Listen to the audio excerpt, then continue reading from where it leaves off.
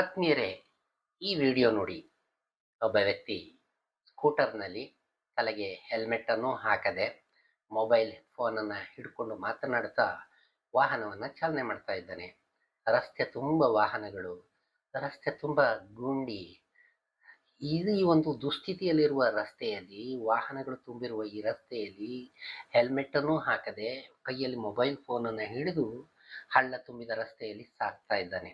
ಅಷ್ಟು ಮಾತ್ರ ಅಲ್ಲ, ಆತ ಮುಂದೆ ಬರ್ತಕ್ಕಂಥ ಒಂದು ರೋಡ್ ಹಂಪನ್ನು ಕೂಡ ದಾಟಿಸುವಾಗ ಮೊಬೈಲ್ನಲ್ಲಿ ಮಾತನಾಡುವುದನ್ನು ಬಿಡುವುದೇ ಇಲ್ಲ.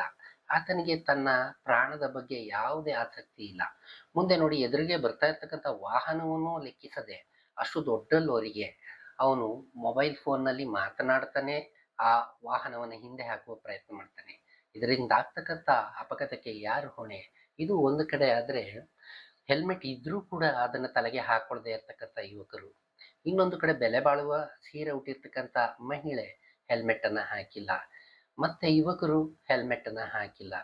ಇನ್ನು ಎಕ್ಸೆಸ್ ಪ್ರೊಜೆಕ್ಷನ್ ಇರ್ತಕ್ಕಂಥ ಸ್ಕೂಟರ್ನಲ್ಲಿ ವಾಹನ ಸವಾರರು, ಇದನ್ನ ಮೀರಿ ವಾಹನ ಹೊಗೆ ಉಗುಳ್ತಾ ಇದೆ, ಇದನ್ನು ನೋಡಿಕೊಳ್ಳದೆ ವಾಹನವನ್ನು ಚಾಲನೆ ಮಾಡ್ತಾ ಇದ್ದಾನೆ. ಎಲ್ಲವೂ ದಂಡನಾರ್ಹ ಅಪರಾಧಗಳು.